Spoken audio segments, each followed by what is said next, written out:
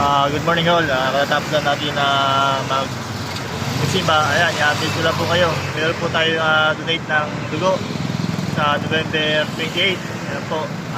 Mag-start po siya ng alas 9. Ayan po.